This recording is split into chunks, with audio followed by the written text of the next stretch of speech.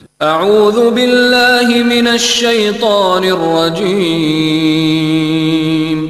بسم اللہ الرحمن الرحیم. ہم سن رہے ہیں قانون کو یقین نہیں آتا. وہ کہہ رہے ہیں صلح منسوخ ہو چکی ہے، شرائط پہ عمل درآمد نہیں ہوا. آپ ذرا بیان فرمائیں. بسم اللہ الرحمن الرحیم. ایک بچہ پیدا ہوا اور پیدا ہوتے ہی اس کی آنکھ میں سرخ کلر کا لینس لگا دیا گیا. اس بچے کو بھی پتہ نہیں تھا کہ میرے ساتھ یہ کہانی ہوئی ہے. اب وہ بچہ جب بڑا ہوا اس کو ہر چیز سرخ ہی سرخ نظر آنے لگی.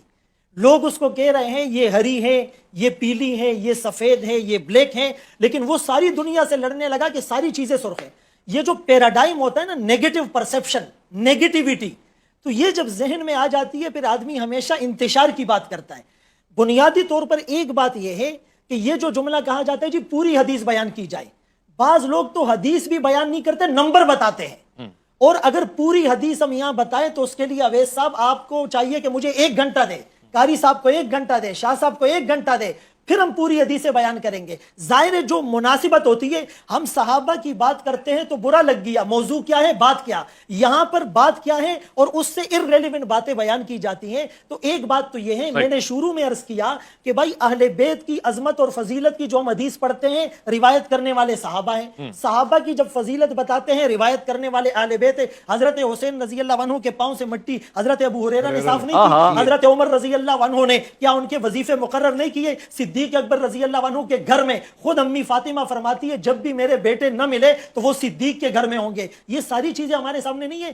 دیکھیں حضرت علی رضی اللہ عنہ کے بارے میں آقا کا یہ فرمان بالکل بجا ہے کہ کچھ لوگ بغض علی میں اور کچھ حب علی میں دونوں گمراہ ہو جائیں گے. تو اگر کچھ لوگوں پہ بغض کا الزام لگایا جا رہا ہے تو دوسری طرف کچھ لوگ حب علی میں یا اہل بیت میں صحابہ کی وہ تنقیص نہیں کر رہے ہیں. یہ رسول اللہ صلی اللہ علیہ وسلم کی حدیث موجود نہیں ہے بخاری اور مسلم میں کہ لا تؤذوا اصحابی، میرے صحابہ کو تم اذیت نہ دو، اور تمہارا احد پہاڑ جتنا سونا خرچ کرنا اس کی دی ہوئی نصف مد یا کھجور کے برابر نہیں ہو سکتا. کیا یہ ترمذی میں نہیں ہے؟ اللہ اللہ فی اصحابی، میرے صحابہ سے ڈرو، لا تتخذوہم غرضا، ان کو نشان تنقید اور ہدف نہ بناؤ.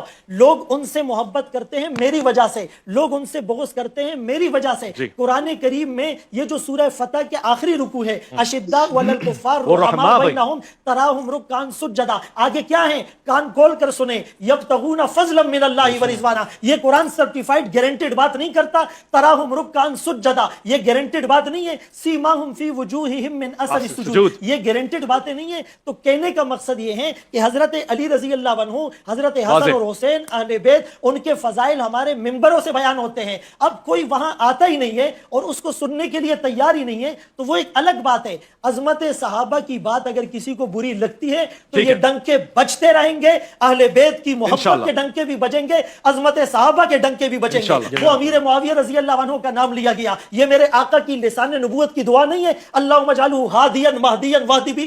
میرے آقا نے نہیں کہا اس کے سینے کو علم سے بھر دے، میرے آقا نے نہیں کہا پہلا بیڑی بیڑا حضرت معاویہ تیار کریں گے. یہ کاتبین وحی کے سردار ہے، 50 لوگ کاتبین وحی تھے، اللہ کی وحی کو لکھنے والے. ان کے سردار امیر معاویہ رضی اللہ تعالیٰ عنہ تھے. ان کو کرٹیسائز کر کے ہم غیر محسوس طریقے پر وحی کو مورد الزام نہیں ٹھہرا رہے. تو یہاں محبت کی بات ہو رہی تھی، خواہ اس کو ڈائیورٹ کرنے کی کوشش. کوئی صلح ختم نہیں ہوئی ہے. اسلام قیامت تک صلح کا درس دیتا ہے. وَإِن طَائِفَتَانِ مِنَ الْمُؤْمِنِينَ اقْتَتَلُوا فَأَصْلِحُوا بَيْنَهُمَا. یہ قرآن کا حکم. کوئی اس پر مہر لگا سکتا ہے کہ یہ آیت صرف اس دور تک تھی؟ قرآن ویلڈ ہے اور قیامت کی سورج تک ویلڈ ہے. بہت خوب، بہت شکریہ.